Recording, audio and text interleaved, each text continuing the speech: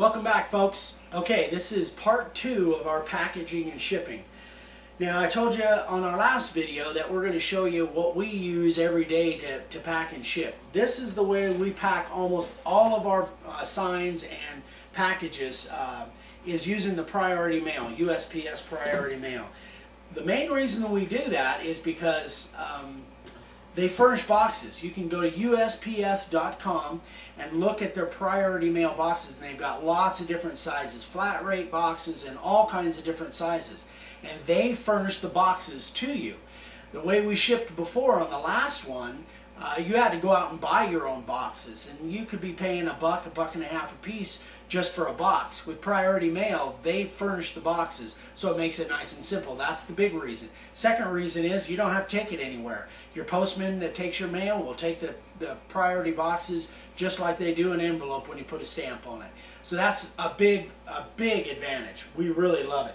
So here's the small little triangle. So this would pack just like that last one that I did on the last video. Just put your peanuts in there, and then put your sign in, put more peanuts in, make sure it's nice and settled. So that would definitely fit in this box. But if you've got a longer version of this, 4x24 or 4x30, then they have a longer version of the triangle box also. So that's pretty much these two boxes. Now what we're going to do is we're going to shut the camera off and show you how we ship a little bit bigger sign, maybe a 6x24. Okay guys, so now what we've got is in fact I need to ship this to a customer. It's one of my Oatman customers. I need to ship this to them. So what we're going to do now, this won't fit in those little triangle priority mail boxes, but what I'm going to do is I'm going to take my foam, and this foam, this is that roll of foam I was telling you about. It comes in 1-foot segments. You can see it's perforated at 1-foot segments. So I'm going to tear off 3 of those, and I'm going to wrap my sign in foam just like I did with the little one, just a little bit bigger version.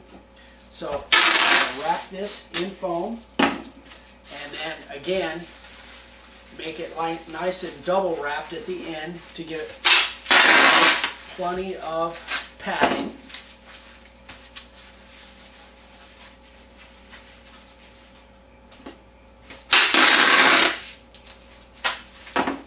Now wrap that a little bit better to make sure that that stays.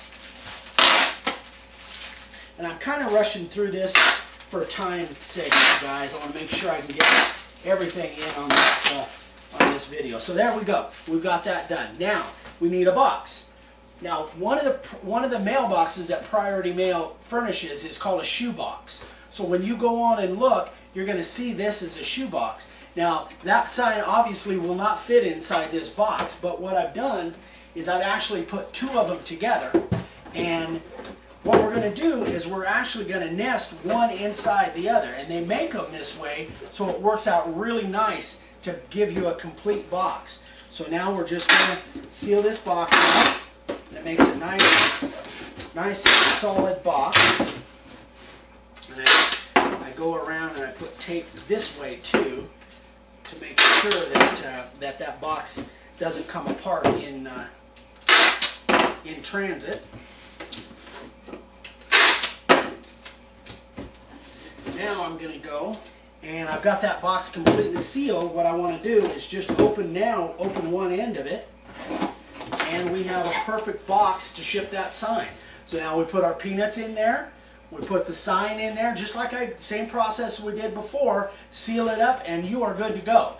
Now if it so happens that you have a sign that's longer than this, that won't fit in this, you can actually use a 3rd one and put one in the middle, and you can make this thing just literally as long. I shipped a 54-inch sign the other day in one of these, and I put 4 of them together. As long as you're not oversized, you have to be careful about that. But so these boxes work great, and then you know that you've got plenty of packing, and you're not going to have any problem with breakage. So that's what we suggest, guys. This is a great way to ship signs, and again, your postman takes it, so you don't have any problems there. You don't have to drive to town or drive somewhere to ship it. So that's pretty much it for our part 2. Now what I'm going to do on the next video is part 3 is going to be shipping really odd shapes and show you some other size boxes to use, and I think it'll be informative for you. So stay tuned and we'll be back.